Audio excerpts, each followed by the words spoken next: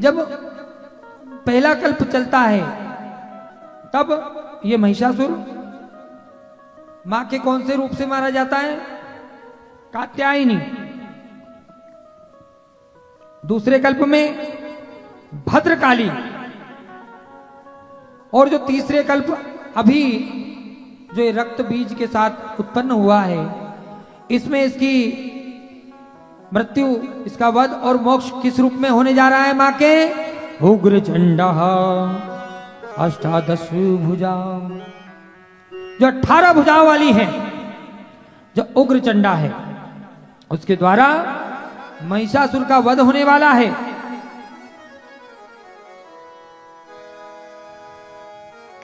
और इधर महिषासुर देवताओं से युद्ध प्रारंभ करता है। युद्ध के 100 वर्ष बीत जाते हैं। देवताओं के 100 वर्ष, मनुष्यों के कितने हो गए? 3600। 3600 वर्ष। कितने वर्ष? 3600 वर्ष। एक महानुभवी ने तप किया और तप के बाद उन्होंने वह शक्ति प्राप्त करी, वह सिद्धि प्राप्त करी कि वह स्वर्गलोक जा सकते हैं। फिर वह गृहस्थ आश्रम में प्रवेश हुए, उनको संतान हुई, एक कन्या हुई, कन्या बड़ी हुई। फिर उन्होंने वाम में प्रवेश किया, कन्या युवा अवस्था में पहुंची, विवाह के योग्य बनी। अब जब वह संन्यास में जा रहे थे, वह संत महानुभवी, तो उनके मन में एक इच्छा जागृत हो गई कि मैं अपनी पुत्री का विवाह स्वर्ग में किसी देवता से कराऊंगा, मेरे पास वह तो सिद्धि है ही। तब वह मुनि अपने तप का प्रयोग करते हैं और स्वर्गलोक चले जाते हैं। और स्वर्गलोक जाकर के इंद्र से कहते हैं कि हे इंद्रदेव, आप इतनी सारी अप्सराओं को आश्रय देते हैं, मैं चाहता हूं आप मेरी बेटी बड़ी सौंदर्यवान है, रूपवान है, आप उससे विवाह कर लें। तो इंद्र कहते हैं मुस्कुराते हुए कि हे मुनिवर, आप स्वर्गलोक तो चले आए हो, लेकिन आपके जो पृथ्वीलोक के हजारों वर्ष चले गए। आपकी बेटी कब से मर के कितनी बार जन्म ले चुकी और न जाने आप किसके यहाँ जन्म ले चुकी होगी। आपने जो इतना समय यहाँ पहुंचने में लगाया है, और अब यहां से आप वापस जब पृथ्वीलोक तक जाओगे, आपको अवश्य लगेगा कि निमिष पर आप पहुंच गए, वह तप का प्रभाव है। लेकिन तब तक कई युग पृथ्वी पर आकर के जा चुके होंगे। अब यहां युद्ध चल रहा है, देवता पराजय नहीं कर पा रहे और भाग रहे हैं, यहां वहां छिप रहे हैं। तो महिषासुर लौटता है, और जब वो लौटता है तो वह देखता है कि एक सरस्वती स्वरूपा, ये उग्र झंडा यही है, विद्याधारणी। तो सरस्वती स्वरूपा एक सौंदर्य स्त्री अपने स्वर का गुंजन इस ब्रह्मांड में फैला रही है। तो महिषासुर के मन में विचार आता है कि ये इतनी सौंदर्यवान स्त्री, ऐसा सुंदर मुख तो हमने कभी देखा ही नहीं। तो अपने गण को उस देवी के पास पहुंचाता है जो आद्या शक्ति स्वरूपा है, और विवाह के लिए कहता है। गण पहुंचते हैं देवी के पास और देवी से कहते हैं कि हे देवी, हमारे महिषासुर अब शीघ्र ही सर्वत्र ब्रह्मांड के अधिपत्य को प्राप्त करने वाले हैं, और वह चाहते हैं कि आप उनसे विवाह कर लो। देवी क्रोधित होकर के कहती है कि जाओ और उस भैंसे से कहना कि मैं उसकी मां की तरह घास नहीं चरती हूं। अरे मेरे लिए तो ब्रह्मा विष्णु महेश भी बराबरी नहीं रखते। मैं तो पति रूप में ब्रह्मा विष्णु महेश की भी कामना नहीं करती हूं। ये कौन कह रही है?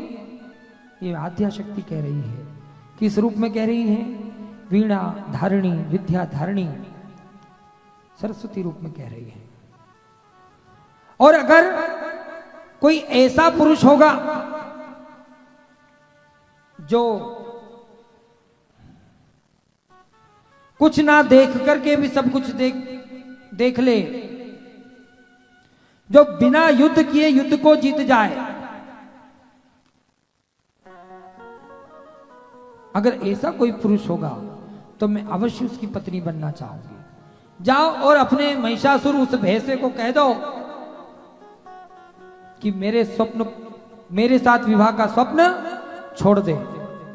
गण जाते हैं महिषासुर को, वो ये सब तो नहीं कह पाते क्योंकि गण माने कर्मचारी, और जो भी कर्मचारी रहते हैं, आप जिनके यहां भी सर्विस करते हैं और आपके मालिकान के लिए अगर कोई बड़ा बुला कहता है तो कर्मचारी का यह रहता है कि अपने मालिक को वो कहे नहीं कि किसी ने उनके मालिक की निंदा उनके सामने की है। आप भले ही अपने व्यवहार पूर्ण, आचरण पूर्ण या ये भाव से कह देते हो कि मालिक हमें आपकी चिंता है, लेकिन जब मालिक को आप ये कहते हो तो उन्हें ये लगता है कि वो नहीं, ये मेरा कर्मचारी ही कह रहा है, ये अपनी भड़ास मुझसे निकाल रहा है, नहीं तो किसी की मजाले मुझे कोई कह दे। तब वो गण जानता है कि महिषासुर को अगर मैंने कह दिया कि भगवती ऐसा कह रही है, वह शक्ति ऐसा कह रही है कि उसकी माँ की तरह मैं घास नहीं खाती हूं, वह भैंसा है, तो महिषासुर यहां तो युद्ध बाद में करेगा, युद्ध तो होगा, तय है, लेकिन पहले वह मेरा सर काट देगा क्रोधवश होकर के। तो वो वहां जाकर के वो विचार करता है गण कि युद्ध तो होने ही वाला है। तो महिषासुर से कहता है कि वह देवी चाहती है कि आप युद्ध करो और युद्ध में आप उन्हें पराजय करो, वह आपसे विवाह कर ले। अच्छा, महिषासुर जानता है इस कल्प में जो महिषासुर ने जन्म लिया है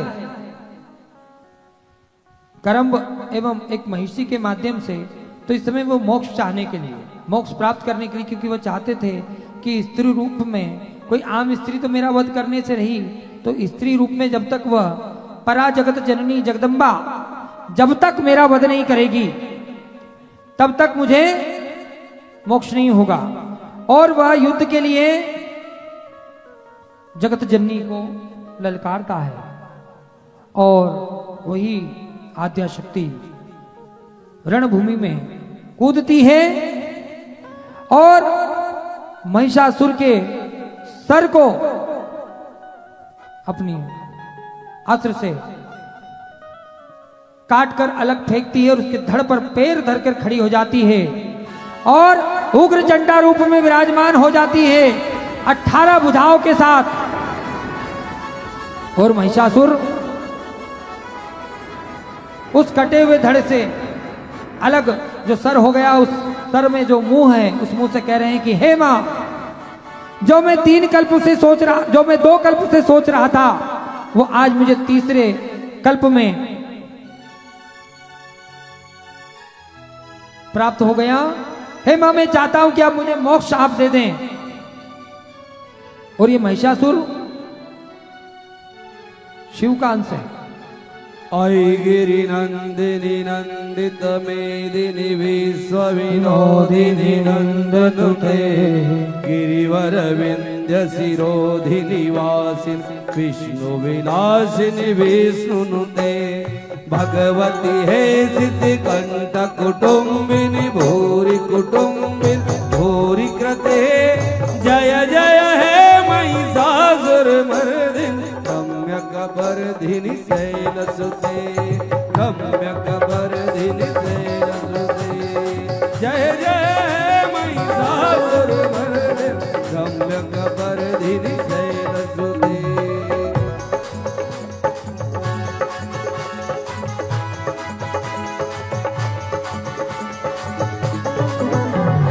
सुरवर वर सिणी धुरधर धर दुर्मुख मर सिणी हरस रति त्रिभुवन मोसिणी शंकर तोषिणी किल्लिस मोसिणी घोष रति संगनि रोषिणि दिति सुत रोषिणि दुर्मुख शोषण सिंधु सुते जय जय महिषासुर मर्दिनि रम्यक परधिनि शैल सुते रम्यक परधिनि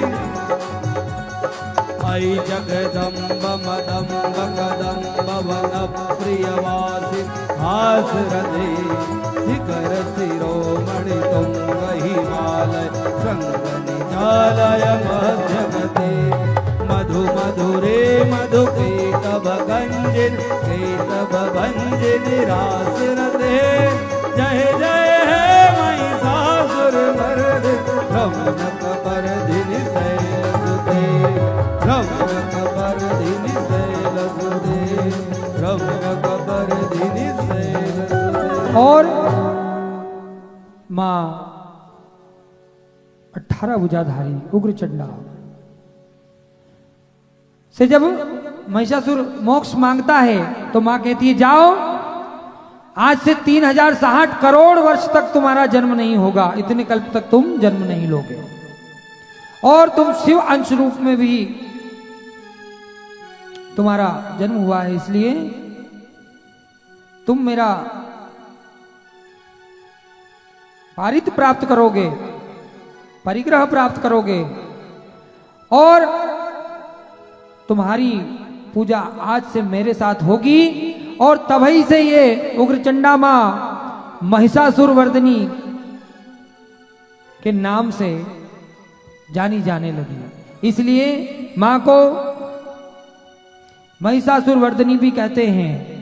और मां अपने मणिद्वीप के लिए प्रस्थान करती है।